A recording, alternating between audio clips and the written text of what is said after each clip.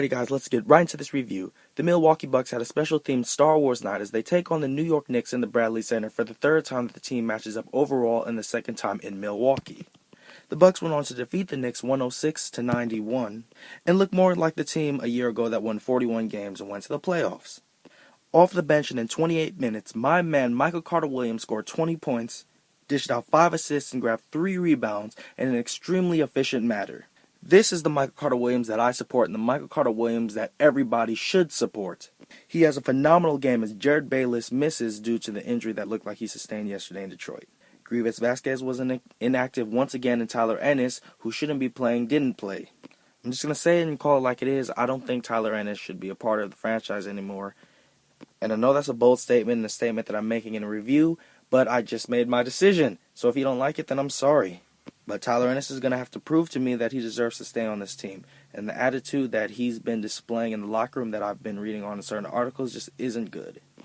Anyway, Greg Monroe had a phenomenal game, scoring 18 points and grabbing 14 boards as he started again for the Milwaukee Bucks and recorded his 10th double-double of the year. You couldn't really call it an MVP if you wanted to, even though I can, and Mike Carter-Williams easy. But there was only one player that I felt didn't play as well. I'm not going to mention John Henson, who went 1 for 6 from the field, I'm sorry.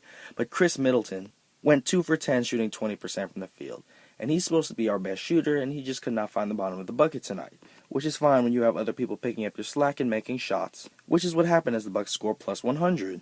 They also did not commit a lot of fouls. As we know, fouls were a huge part of their loss last night, committing 33.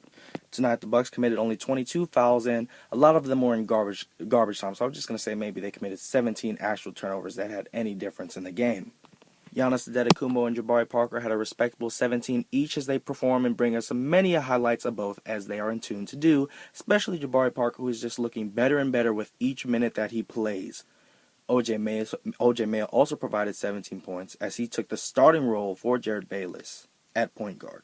He is also responsible for one of the field goal makes from the three-point line, which is extremely interesting considering the Bucks only took 4 three-point field goals against a team that is extremely good at defending the three-point shot, and they made 2 of them. In the end, superstar Carmelo Anthony was held down to a somewhat mediocre night, and as I mentioned last night for the opposing team, Carmelo Anthony does not support my fantasy team anymore, especially since he hit 5 threes in his previous game and decides he doesn't want to do that tonight, which is a huge problem as he shoots around 30% from the field and is the Knicks' leading scorer. That should end it right there. That should sum up what the Knicks did tonight. Final score 106-91, and next up for the Bucks will be Portland on Monday. Alright, see you guys. Peace.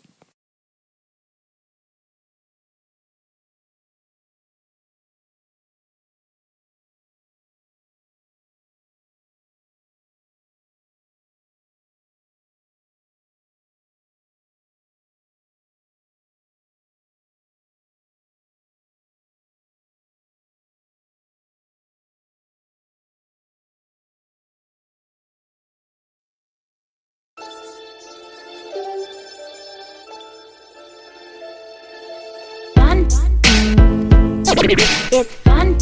It's fun. It's E-dubs.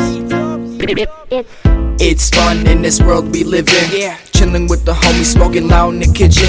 People just mad cause I'm flyer than a pigeon. People just mad cause I made it when they didn't. But soon enough, none of that will matter. I'm the rise to fame and I'm climbing broken ladders. Got no chick, but my new one is better.